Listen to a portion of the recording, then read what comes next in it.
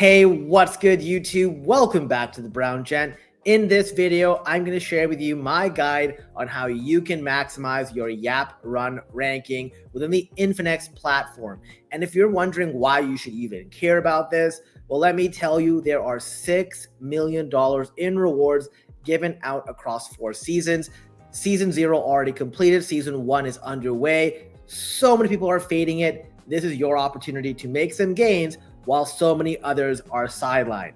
Now, before we get into it, just remember, nothing I say is financial advice. I'm just a guy on YouTube, and make sure you like the video, share the video, and subscribe to the channel. I'm going to assume, because you're watching this video, that you've already watched my Infinex onboarding guide, so you know how to sign up and get sort of involved in the platform. If you haven't, make sure you watch the video. Also, if you wouldn't mind, support the channel by using my referral link. That would mean a lot. Now, before we get into sort of how you can pump up your YapRun numbers, let me just give you an update direct from Permissionless. They have given us an updated roadmap on the Infinex Connect application, which will allow us to basically connect our Infinex wallet into other applications. So very much looking forward to that. In the meantime, patrons will be able to access Aave and Synthetics on Monday and potentially another third app. So tons more updates that are coming along. But you're here to hear about YapRun, and YapRun is sort of Infinex and Kaito's love child. So we're in season 1, like I said. Season 0 already completed. I'm guilty here. You can see I didn't participate here. But season 1, I'm taking it seriously. In fact, it's pretty much the only thing that I consistently talk about. And what you can do is every single week, you can come to your dashboard and see how you've ranked up. So 2 weeks ago, I was 699. Now, last week, I was 538. This week, I'm 304. And I'm finally ranked on the 7-day Kaito leaderboard as 71st. Now, there was a very good article, released by Dune on how to win YapRun. Very long. I have abbreviated it. I'm going to show you examples in this video, but I will include this link for this article for you to check out. Now, I also did summarize this on Twitter, as always, because got to post that Twitter content. And basically, there are 5 things that I think you should prioritize that will impact your YapRun score. So let's go through step by step. The first is to post high quality content on Twitter or X. Obviously, this should be somewhat kind of obvious, but it's the most important. A lot of people are out there spamming how they're doing on leaderboards and not really providing insights. That can be okay because you want to, celebrate and share your journey. But really, if you want to rank up, you should focus on quality content that gets people responding. So spurring discussion over having just, spamming quantity, and also avoid low quality AI slop. It does get penalized. If you take a look over here, I have literally, like I said, been prioritizing this. I'm now in the top 70. I'm the 75th, I guess, of the 100 leaderboard for 30 days on Infinex. And that is a reflection of the mind share that I have as a result of posting what I believe to be high quality content on X. Okay, so get down there, do it. What you can do is basically follow Infinex, see what's going on, see the discussion, engage with people who are posting comments, or those who are also posting their own content, and post your own content as well. So you have a lot of sharing. This will help improve your mind share. The next is referrals. So as you can see here, if you did rank in season 0, or if you have a patron NFT, you have access to a referral link. Others, I believe, do not have that yet. But if you have that, your referrals only matter if they're actually high quality, like if they use the application.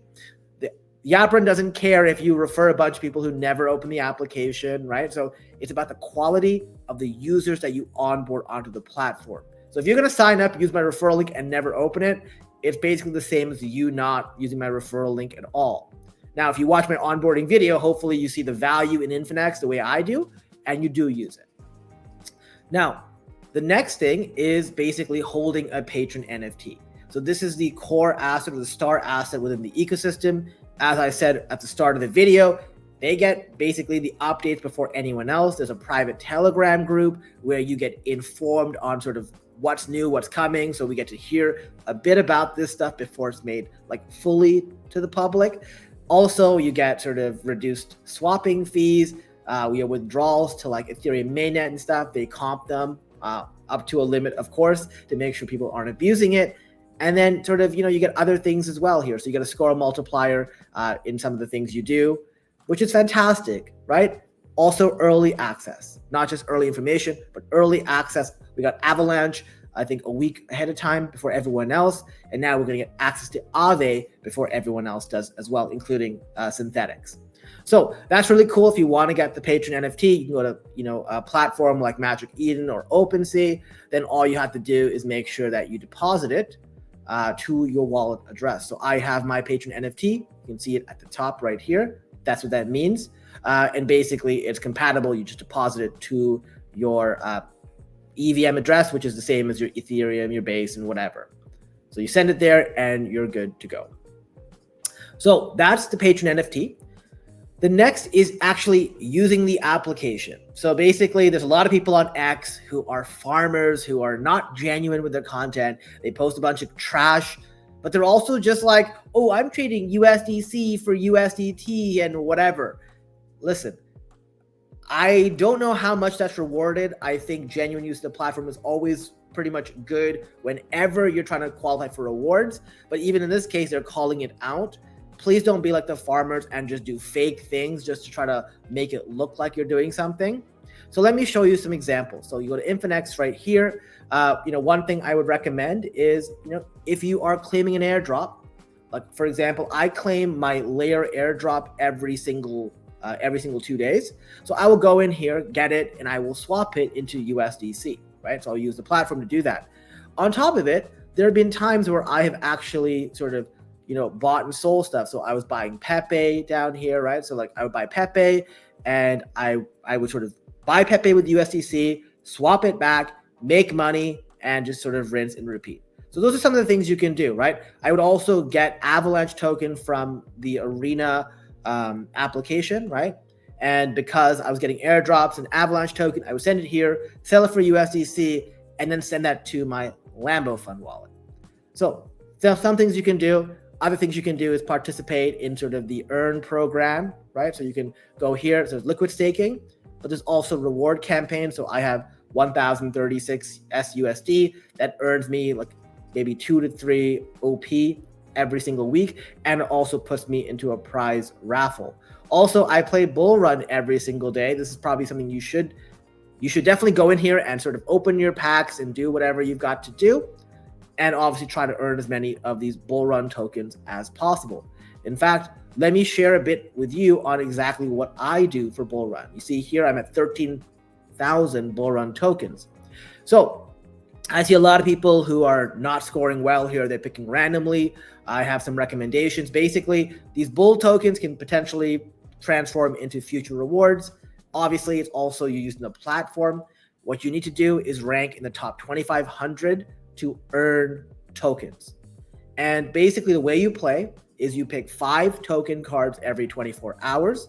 The prices move during the round. So if the tokens go up in value, your score rises. If they fall in value. It's basically the magnitude of the difference. And then obviously you can positive or negative from when the round started. Your goal is to end up with the highest possible score. And then they rank that against everyone else. So there are 30 unique cards in the game. This is why you got to log in every single day, because you get to open one pack of 5 cards. Let me just check over here. Let's go to Bull Run and see how many packs I have opened so far. I've opened 39 packs, collected 26 cards. So you can see here, I'm still missing ICP, Internet Computer, Litecoin, Matic, and Pepe, my favorite. Now, you can use the same card more than once, but there is a 50% slashing penalty. So your points are divided by 2 on the second card. And I would recommend never using the same card twice in a round unless it's a stable coin, because 0 divided by 2 is 0. There is a unique benefit, which is the locking mechanism. You can lock 1, 2, 3, 4, 5 cards, whatever you want. You can lock 1 card right now, 2 cards in an hour, whatever you want to do. Basically, if the price is high and you think it's going to come down, you lock it in, and that when the price comes down, you keep the score on that card. So there's really 2 strategies. There's a downtrend strategy where you think the market from the start of the round is only going to keep going down. In that case, I pick stable coins like a minute right before the market opens, and then you're good to go, right? Because everybody else will have negative scores, and you will basically keep your point tally around 0, making you rank first, second, whatever, okay? The other is the market bound strategy, where you think the market's going to go up and then come down. In that case, you open up TradingView, you look at the tokens you selected. Typically, I will pick the last 24-hour top performers, right? So you go to Infinex, and when you go to play, you change your selection, top 24, and these are the top 24, and basically you confirm that right before the start of the round, because obviously it keeps changing. You want to be taking advantage of momentum. Then all you got to do is check the charts. Typically the Bitcoin chart's enough, but I have TradingView open on another screen right here, and I notice right away when the market starts to turn, I lock in all my tokens, and then I can keep my points very high as everybody else's points goes down. This usually works way better earlier in the round when people don't want to lock their points. Also, keep researching. You get a sort of surplus of data. If you go to the bottom, you can literally see how everyone else did, right? So you can see their hands, you can go to historical stuff and keep seeing more. So very good. Obviously, it's very hit or miss, but your goal here is to increase your win rate. So try all this. I think it's very helpful. I demonstrated how useful the strategy was. For 17 or 18 hours yesterday, I was #1 following the market bounce strategy. Unfortunately, the market bounced one last time 4 or 5 hours right before the market closed, or before the end of the round, sorry. And basically, I got bumped from first all the way to 10th. Okay, so pretty cool. But one of the things I recommend, obviously, for you guys is keep trying your strategies. Don't just pick randomly, and you will find yourself doing a lot better. And the last thing I would recommend is everything I tell you to do, all the stuff I'm talking about, don't just do it for like one day and then forget about it. You got to do this consistently, and you will start to see your YapRun numbers improve. I think there's a lot of people who do a lot of useless things that do have 0 value. I think Infinex is a fantastic thing that you should focus on. I think it's one that you should make content on if you are able to. And I think you'll be very happy at the end of season 1, at the end of season 2, and on the end of season 3. So very cool, definitely worth your while. Let me know in the comments what you think. And obviously, if you haven't joined Infinex yet, what are you waiting for? Like seriously, it's a very, very good tool. I think it's something that should be in your toolbox alongside Ravi Wallet. Not financial advice, of course. If you do sign up, please do use my referral link provided down below. With that being said, ask me any questions that you have. And until next time, thanks again for watching. I'll see you later.